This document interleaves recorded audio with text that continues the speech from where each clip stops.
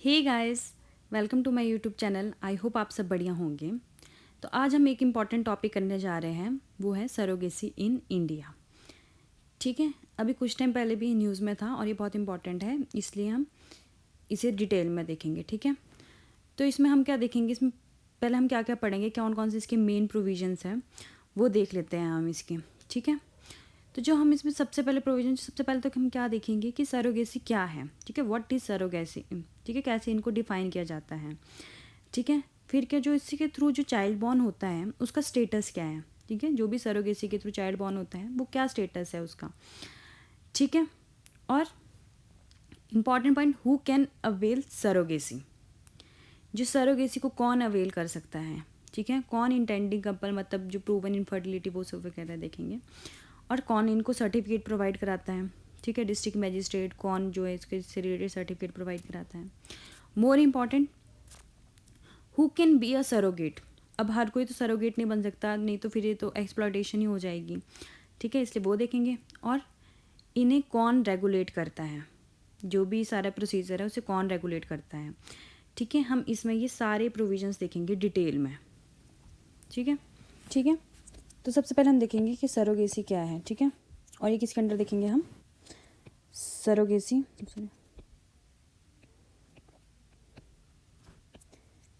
Regulation act. ठीक है, 2021। इसमें देखेंगे हम सबसे पहले कि सरोगेसी क्या है। ठीक है, तो ये एक्ट जो है सरोगेसी रेगुलेशन एक्ट 2021, ये डिफाइन करता है सरोगेसी को as a practice where a women gives birth to a child for an intending couple. ठीक है, with the intention to hand it over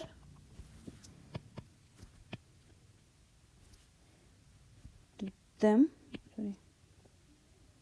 after the birth. ठीक है, तो ये देखो सरोगेसी को ये एक्ट कैसे डिफाइन करता है, as a practice where a women gives birth to a child for an intending couple. ये भी देखेंगे हम इंटेंडिंग कपल क्या है, with the intention to hand it over to them after the birth. ठीक है, ये तो होगी इसकी डेफिनेशन। ठीक है, अब ये जो किस चीज़ के लिए परमिटेड किया जाता है, permitted only for altruistic purposes. ठीक है ना, मतलब कि सेल्फलेस कंसर्न फॉर अदर्स। ठीक है ना, उसलिए परमिट किया जाती है। और फॉर कपल्स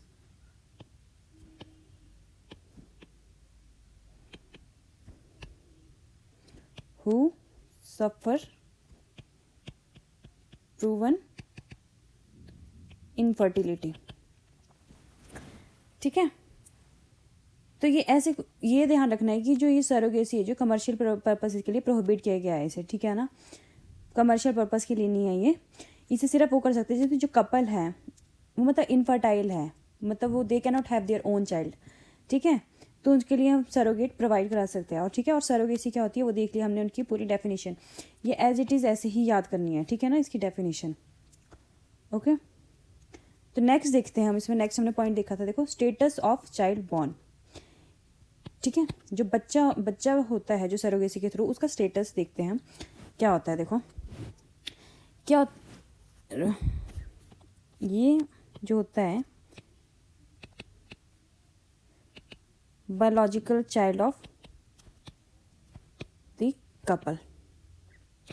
ठीक है, once the child is born it will deem to be the biological child of the couple for, ये देख लो, for all intents and purposes. ठीक है, ये बायोलॉजिकल चाइल्ड होगा कपल का ही। ठीक है ना, जब वो बच्चा पैदा हो जाएगा। ठीक है ना, और ये इंपॉर्टेंट पॉइंट याद रखना है, जो एबॉर्शन होता है of such a fetus is allowed only with the consent of surrogate mother. ठीक है, कुछ भी चलो जो भी सरकमस्टांसेस रहते हैं, अगर अबॉर्शन की आती है बारी, तो उसमें क्या है, ये सिर्फ क्या है, जो सरोगेट मदर है, ठीक है, उसके कंसेंट के थ्रू ही होगा। ठीक है ना, अबॉर्शन ऐसे नहीं कि आज तुमने किसी को सरोगेट कर लिया, कल तुम बोले उसे अबॉर्ट कर दो, कि ये नहीं होगा। ठीक है ना, ठीक है ना। और इसके लिए प्रोविजंस होते हैं हमारे एमटीपी एक्ट में। ठीक है, medical termination of pregnancy act. ठीक है, उसके साथ ही एडहेयर करना पड़ता है, जो भी मतलब इससे रिलेटेड प्रोविजंस हो गए। ठीक है, अब नेक्स्ट इंपॉर्टेंट पॉइंट देखते हैं हम। नेक्स्ट हमने क्या देखना था, हु कैन अवेल सरोगेसी। अगर हम इस तरीके से थोड़ा बहुत बना लेते हैं ना कि हमें क्या क्या करना है इस टॉपिक में, तो हमें ईजी रहता है। अब देखो चलेंगे कि सरोगेसी क्या होती है, देख लिया हमने कि जो उससे जो चाइल्ड बॉर्न होता है उसका स्टेटस क्या होता है। ठीक है, कि वो बायोलॉजिकल चाइल्ड किसका होगा, वो कपल का ही बायोलॉजिकल चाइल्ड होगा, not a surrogate mother. Okay, who can avail surrogacy, ये बहुत इंपॉर्टेंट पॉइंट है। देखो मैं लिख देती हूँ, who can avail surrogacy, couple. ठीक है, मैरिड फॉर 5 years। ठीक है, इसमें इंपॉर्टेंट याद रखना है, इसमें जो वाइफ होगी उसकी एज होगी एज बिटवीन 25 to 50 years, और हस्बैंड 26 to 55 years। ठीक है, यही कपल एलिजिबल होगा। एक तो एटलीस्ट मैरिड फॉर 5 years, ठीक है ना, और वाइफ की एज होगी हमारी 25 to 50 years के बीच में, और हस्बैंड की होगी 26 की 55 years के बीच में, तो वही कपल एलिजिबल। और भी कंडीशन है इसकी, देखो सॉरी, ये couple must not have any living child. जो भी कपल है तभी एलिजिबल होगा उनका कोई लिविंग चाइल्ड नहीं होगा। ठीक है ना, आइदर बायोलॉजिकल, एडॉप्टेड और सरोगेट, जो भी होगा। ठीक है ना, और इसमें ये इंपॉर्टेंट देखो, एग्जम्पशन क्या है इसमें, चाइल्ड विद मेंटल और फिजिकल डिसेबिलिटीज। ठीक है, और जो भी मतलब जो किसी को लाइफ थ्रेटनिंग हो डिसऑर्डर होगा ना, उनको एग्जाम्प्ट कर दिया गया हुआ इससे, मतलब ठीक है, इस क्राइटेरिया से उनको एग्जाम्प्ट कर दिया गया है। ठीक है ना, ये एक्सेप्शन है कि अगर कोई चाइल्ड मतलब मेंटल डिसेबिलिटी है, ठीक है ना, फिजिकल डिसेबिलिटी, और जो भी कोई लाइफ थ्रेटनिंग डिसऑर्डर है, ठीक है, तो वो इसमें इंक्लूड नहीं होता है। ठीक है, इस पॉइंट में वो इंक्लूड नहीं होता। ठीक है, नेक्स्ट देखते हैं हम,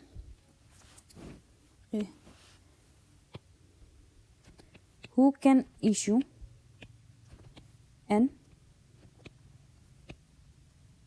एसेंशियल सर्टिफिकेट। ठीक है, अभी जो कौन सर्टिफिकेट है, जो इससे रिलेटेड जो भी प्रोसेस हो रहा है, तो कुछ तो उसका होगा ना कि किसके थ्रू जाएंगे। ठीक है ना, अगर तो देखो कपल जो है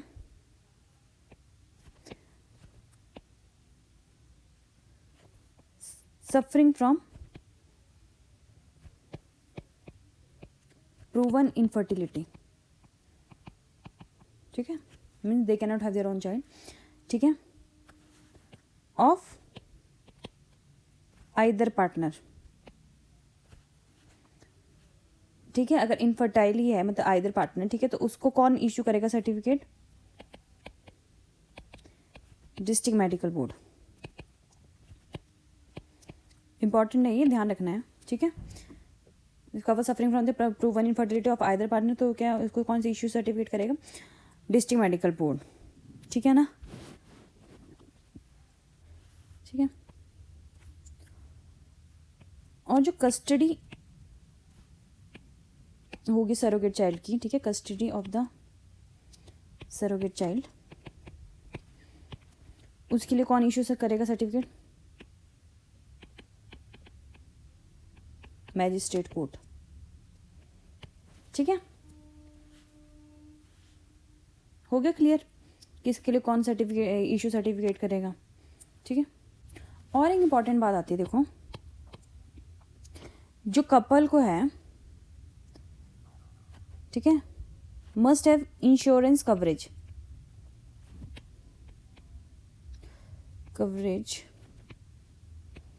for 16 months, remember 16 months for the surrogate child, oh sorry surrogate mother के लिए, ठीक है ना। और इसमें जो भी पोस्टमार्टम कॉम्प्लिकेशंस भी होगी वो भी इंक्लूड करेंगे, ठीक है, लिख देती हूँ मैं, इंक्लूडिंग पोस्टमार्टम कॉम्प्लिकेशंस, ठीक है, ये पॉइंट भी हमें याद रखना है। अब देखते हैं, अब नेक्स्ट हमने क्या देखना था, नेक्स्ट पॉइंट क्या आता है इसमें, who can be a surrogate, ये देख लो, इम्पॉर्टेंट पॉइंट है, who can be a surrogate, ठीक है। इसमें देखो इम्पॉर्टेंट पॉइंट्स देख लो,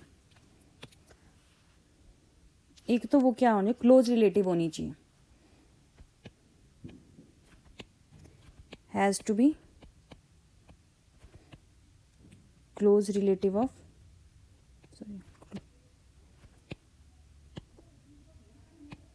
कपल, ठीक है, क्लोज रिलेटिव होनी चाहिए वो कपल की, ठीक है, married women,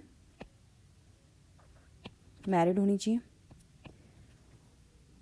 with a child of her own, और इसकी एज कितनी होनी चाहिए, एज बिटवीन 25 to 35 ईयर्स, ये इंपॉर्टेंट पॉइंट्स हैं इसके, ठीक है ना। एक तो वो क्लोज रिलेटिव होनी चाहिए कपल की, मैरिड होनी चाहिए और अपना एक चाइल्ड होना चाहिए, ठीक है, और उसकी एज होनी चाहिए 25 to 35 ईयर, ठीक है ना। Who has been a surrogate only once in her life, ठीक है ना। और देखो इंपॉर्टेंट पॉइंट क्या है इसका,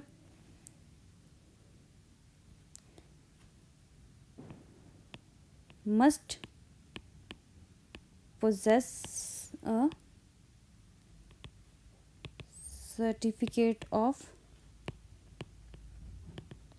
medical and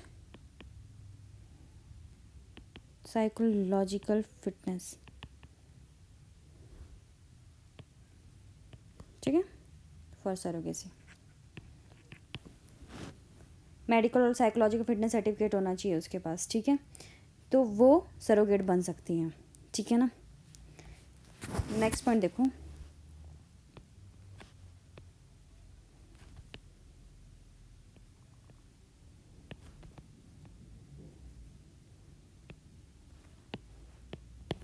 यही था हमारा, नेक्स्ट पॉइंट देख लो, हाँ, कि रेगुलेट कौन करता है इसको, ठीक है, हु रेगुलेट्स सरोगेसी, सेंटर भी कर सकती हैं और स्टेट भी कर सकती हैं, ठीक है, centre national surrogacy board,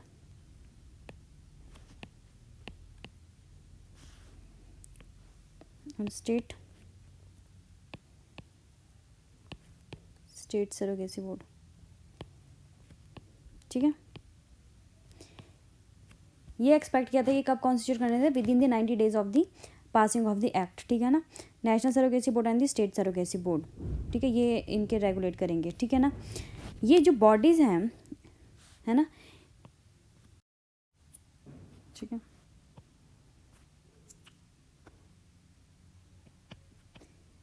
this body is tasked with enforcing standards for surrogacy clinics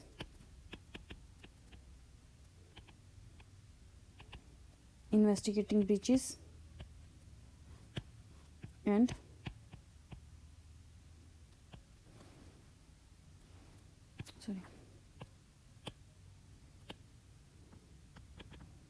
recommending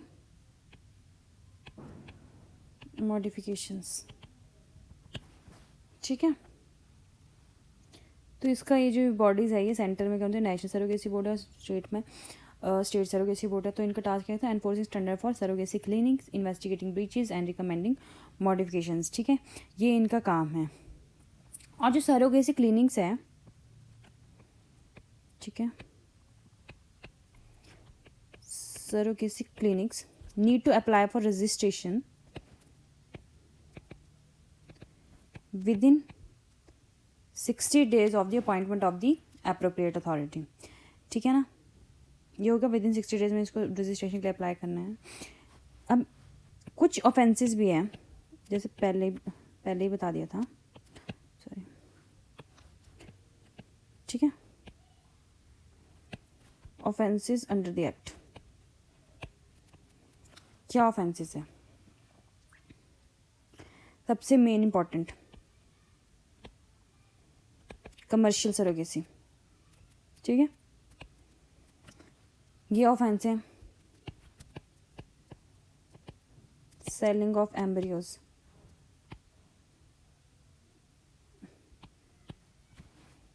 embryos का तो जो गैमेट्स होते हैं, जैसे ओवा और स्पर्म को लेकर जो बनता है, ठीक है, फर्दर डेवलपमेंट होती है वो एम्ब्रियोज में जाके होता है, मतलब जो, ठीक है।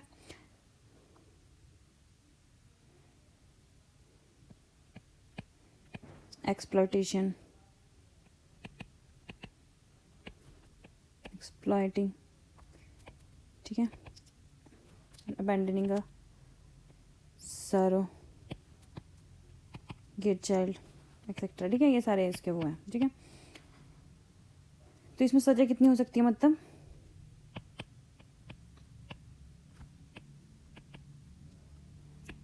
10 years of imprisonment and a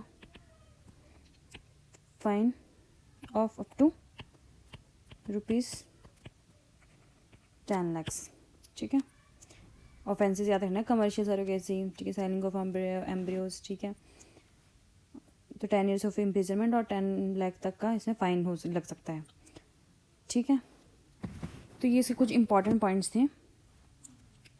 ठीक है, सरोगेसी के इसके जो प्रोविजंस है हमने ये सारे देख लिए हुए डिटेल्स में। तो अब रिसेंट केस देखते हैं कि न्यूज़ में क्यों था। ठीक है, वाई इन न्यूज़। एक वुमेन थी, ठीक है, शी हैज़ मेयर रोकिंस्की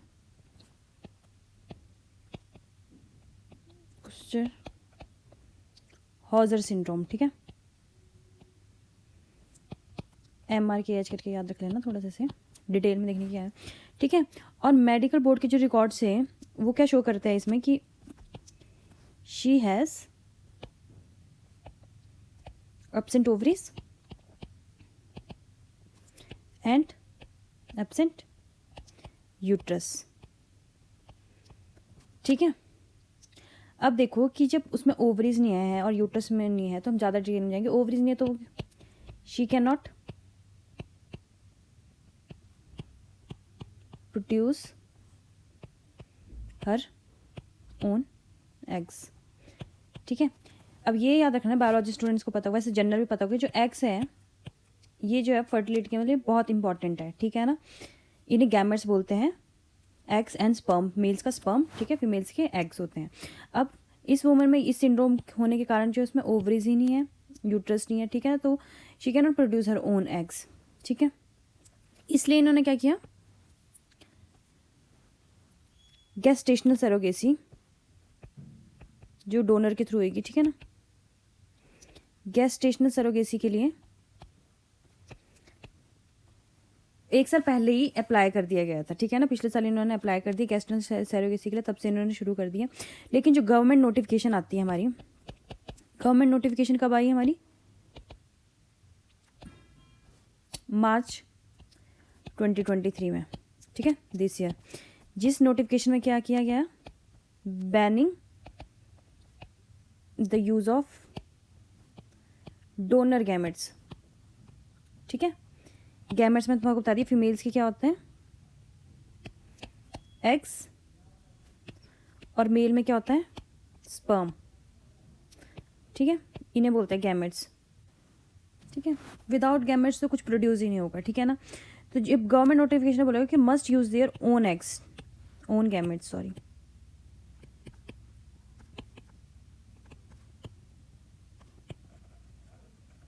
जो भी इंटेंडिंग कपल है उन्हें अपने ही जो एग्स और स्पर्म, मतलब ओन गैमेट्स वर्ड ठीक रहेगा, ठीक है ना। Must use their own gametes, ठीक है, डोनर का नहीं चलेगा। लेकिन जो ये तो हमारी अमेंडमेंट जो आई है ये आई है मार्च 2023 में, लेकिन जो ये कपल है इन्होंने पहले ही इस चीज़ के लिए प्रोसेस शुरू कर दिया 1 साल पहले ही। तो ये भी इनकी आर्ग्यू रहती है कि रेट्रोस्पेक्टिवली तो अप्लाई नहीं होगा, ठीक है ना। इसीलिए इस चीज़ के लिए पिटीशन फाइल किया इस चीज़ के अगेंस्ट, ठीक है।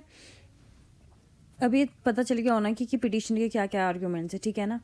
एक तो उन्होंने सरोगेसी बहुत पहले शुरू कर दी थी, तो ये can not be implemented retrospectively, ठीक है। और जो इसमें अमेंडमेंट्स है, इन्होंने डोनर के गैमेट्स को यूज़ करने से बैन कर दिया गया है। तो इसका सीधा मतलब ये है कि ये कब पेरेंट्स नहीं बन पाएंगे, ठीक है ना। अगर अपने इनके प्रोड्यूस ही नहीं हो रहे, जब इनके ओवरीज ही नहीं हैं, तो how can she produce her own eggs, ठीक है। तो ये तो फिर सवाल ही पैदा नहीं होता। ये तुम्हें पिटिशनर्स की आर्ग्यूमेंट पता चल गया, ठीक है ना। अब देख लो सुप्रीम कोर्ट का वर्डिक्ट क्या आता है, वेरी इंपॉर्टेंट। एक तो बोलते हैं कि जो अमेंडमेंट है is a prima facie contrary, ठीक है।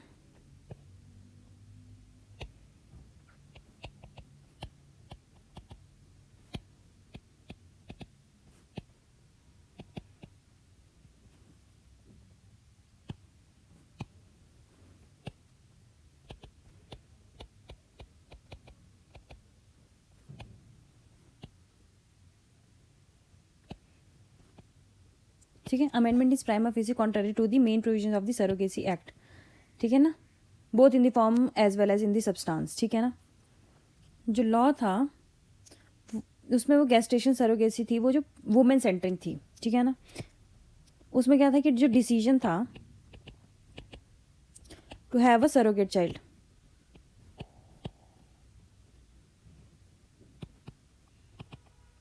was entirely based on the woman's inability to become a mother, ठीक है। उसकी कोई भी कंडीशंस हो सकती हैं, मेडिकल कॉन्जेनाइटल कंडीशंस हो सकती है, ठीक है ना। और ये कंडीशन इंक्लूड करती थी कि एब्सेंस ऑफ यूट्रस वगैरह को, ये सारी इंक्लूड कर दी थी फेल्ड प्रेगनेंसी को, ठीक है ना। लेकिन अब इस अमेंडमेंट के अब क्या हो गया, अब ओवरीज भी नहीं है और वुमेन में, तो एग्स भी प्रोड्यूस नहीं कर पाती। और अमेंडमेंट में क्या आ गया कि बैन कर दिया है डोनर के गैमेट्स को यूज़ करने से, ठीक है। तो इसलिए सुप्रीम कोर्ट बोलता है, ठीक है, देखिए, addressing the government contention that the surrogate child should be genetically related, ठीक है, genetically related to the couple, court pointed, ठीक है, supreme court pointed that the child would be related to the husband इस case में, ठीक है। Supreme, ये तुमने ये लाइन ऐसे ही याद रखनी है, surrogate child should be governments addressing the government contention, इस तरीके से याद रखना।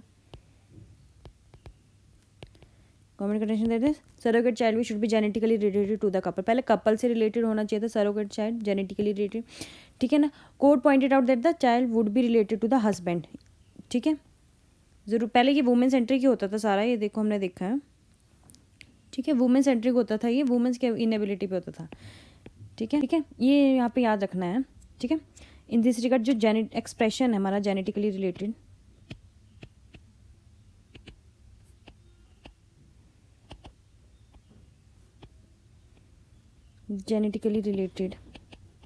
ठीक है, to the intending couple has to be read as being related to the husband। ठीक है, इंपॉर्टेंट वाला लाइन है किसी रिलेटेड, इसे ध्यान रखना है, ये एज इट इज़। ठीक है ना, पहले क्या था, जेनेटिकली रिलेटेड होना चाहिए कपल की तरह, लेकिन ऐसे बोल सकता है कि हस्बैंड की तरह would be related to the husband. ठीक है, expression genetically related to the intending couple has to be read as being related to the husband. ठीक है, तो ये सारा केस था और ये सरोगेसी हमने देख ली, सारी इसकी मेन प्रोविजंस। ठीक है, क्या क्या थे डिटेल में सब कुछ। तो एक बार इसको खुद मतलब वीडियो के बाद खुद इसे लिखने की कोशिश करना, इसी वे में लिखना, तो तुम्हारा सारा क्लियर हो जाएगा। ठीक है, बट ट्राई करना लिखने की। That's it for today. I hope आपको ये काफ़ी हेल्पफुल रहेगी। Thank you for watching. Please like, share and subscribe and do comments. जो भी कुछ ओपिनियन है या कुछ भी प्रॉब्लम है प्लीज़ कमेंट करके बताइए। Thank you.